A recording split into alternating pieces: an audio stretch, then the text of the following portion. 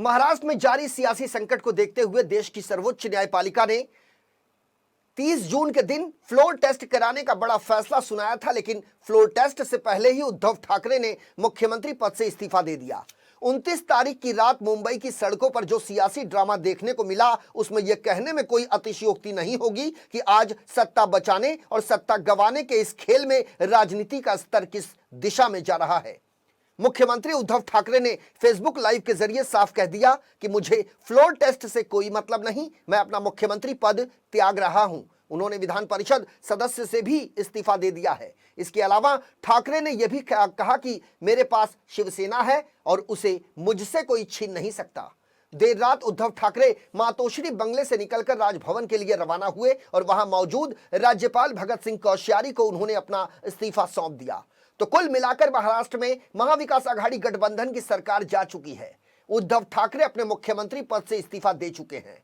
उद्धव ठाकरे की लाख कोशिशों के बाद भी शिवसेना के बागी विधायकों को अपने पाले में वे नहीं कर पाए।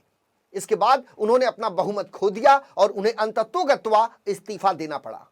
राजनीतिक पंडितों के मुताबिक उद्धव ठाकरे के लिए यह अब तक का सबसे बड़ा झटका माना जा रहा है। हाल के कई फैसलों के दौरान उद्धव ठाकरे ने अपने पिता बाला साहेब ठाकरे की छवि से निकलकर एक अपनी अलग पहचान बनाने की कोशिश की थी, लेकिन अब उन्हें सत्ता से बाहर होना पड़ गया।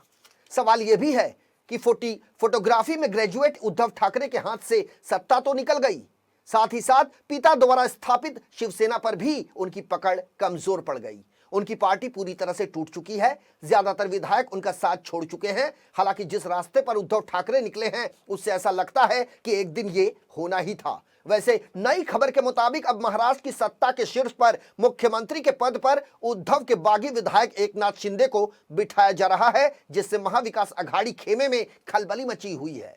तो ये तस्वीरें राज्यपाल से मुलाकात की उद्धव ठाकरे की, जो अब पूर्व मुख्यमंत्री बन गए हैं महाराष्ट्र के। तो कुल मिलाकर रात भर मीडिया का एक बड़ा जमावड़ा मुंबई की सड़कों पर देखा गया। उद्धव ठाकरे का जब काफिला राजभवन की तरफ निकला तो मातोश्री बंगले से शिवसैनिकों का एक बड़ा जत्था, एक बड़ा हुजूम उनके पीछे लगातार बना हुआ था और आखिरकार उद्धव ठाकरे अपने मुख्यमंत्री पद से राजीनामा दे चुके हैं। महाराष्ट्र में एक नई सरकार का आगाज हुआ है, लेकिन गौर करने वाली बात यह है कि अभी तक शिवसेना के बागी नेताओं ने अपने आप को शिवसैनिक ही कहा है। और अब जो नई खबर है, देवेंद्र फडणवीस ने प्रेस कॉन्फ्रेंस के जरिए साफ कह दिया कि अब महाराष्ट्र के मुख्यमंत्री होंगे एकनाथ शिंदे। लेकिन इससे पहले उद्धव ठाकरे ने फेसबुक लाइव के जरिए क्या कुछ कहा, आइए आपको सुनाते हैं। ठीक आहे, तुमची इच्छा ही प्रमाण, कारण का तुमच्याकडे म्हणजे तुम्ही आता ज्यांच्या सोबत जाणार आहात ते सगळे एकत्र झालं तर कदाचित उद्या बहुमत सिद्ध कराल।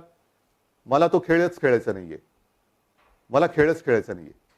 मला प्रामाणिकपणाने असं वाटतं की ज्यांना शिवसेनेने राजकीय जन्म दिला, शिवसेना प्रमुखांनी मोठं केलं, साऱ्या शिवसैनिकांनी त्यांना मोठं केलं, त्या शिवसेना प्रमुखांच्या पुत्राला मुख्यमंत्री पदावरून खाली खेचण्याचं पुण्य यांच्या पदरात जर पडत असेल तर ते पुण्य त्यांच्या पदरात पडू द्या।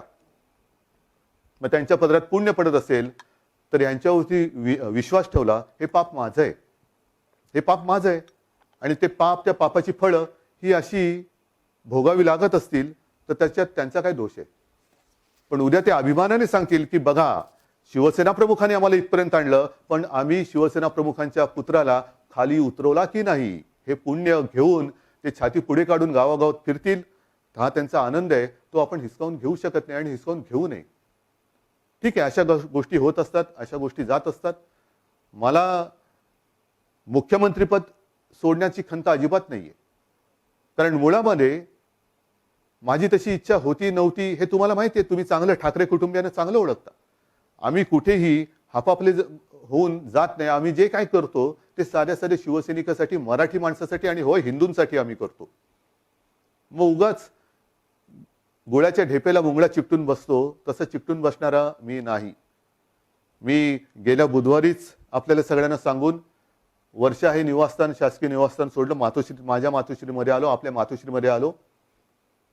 आज मी आपल्या सगळ्यांच्या समोर मुख्यमंत्री पदाचा देखील त्याग करत आहे। आजपर्यंत आपण सगळ्यांनी खूप प्रेम दिलं, खूप आशीर्वाद दिले. ठीक आहे, मी काही घाबरणारा नाही, मी डरणारा नाही. पण त्याच बरोबरीने कारण नसताना उद्या जे काही बंदोबस्तामध्ये शिवसैनिकाचं रक्त सांडेल, त्या पापाचे धनी जे असतील त्यांना होऊ द्या, मी नाही होणार. म्हणून मी शिवसैनिकांना सुद्धा सांगतोय की उद्या अजिबात मध्ये येऊ देऊ नका. त्यांचा आनंद त्यांना लुटू द्या, त्यांचा गुलाल, त्यांचे त्या शिवसेनेला सत्तेवरून खाली खेचलं, शिवसेना प्रमुखांच्या मुलाला मुख्यमंत्री पदावरून उतरवलं, त्याचे पेढे त्यांना खाऊ द्या आणि त्यांना ज्यांना वाटायचे त्यांना वाटू द्या. तो गोडवा त्यांना लख लाभो. मला तुमच्या प्रेमाचा गोडवा पाहिजे, मला तुमच्या आशीर्वादाचा गोडवा पाहिजे. हा कोणी हिरावून नाही घेऊ शकत. आज सुद्धा मी माझ्याकडे काही व्हिडिओ आले, वारकरी सांगतायत की आम्हाला मुख्यमंत्री म्हणून उद्धव ठाकरेजींच्या हस्ते विठू माऊलीची पूजा व्हायला पाहिजे. पण त्यांना सुद्धा मी सांगतोय की शेवटी माऊलीची इच्छा आणि जे काय होईल ते चांगलं होईल, ते चांगलंच होईल.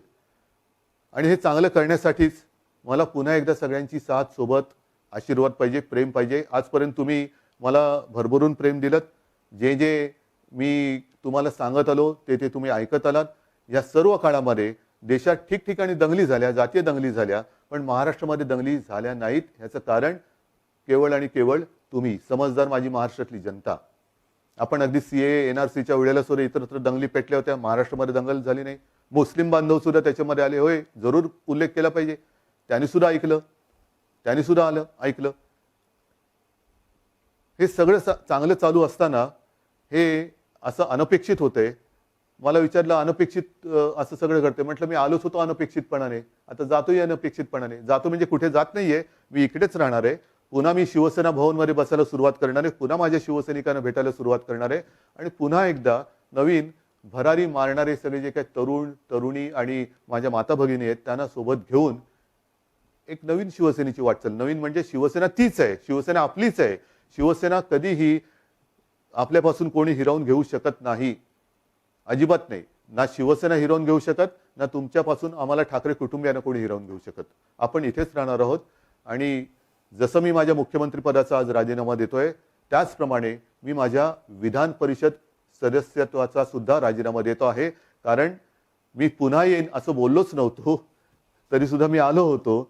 जिथे मला जायचंच नव्हतं तिकडे मी गेलो होतो. आता मी आहे तो तुमचा आहे, तुमच्या सोबत आहे.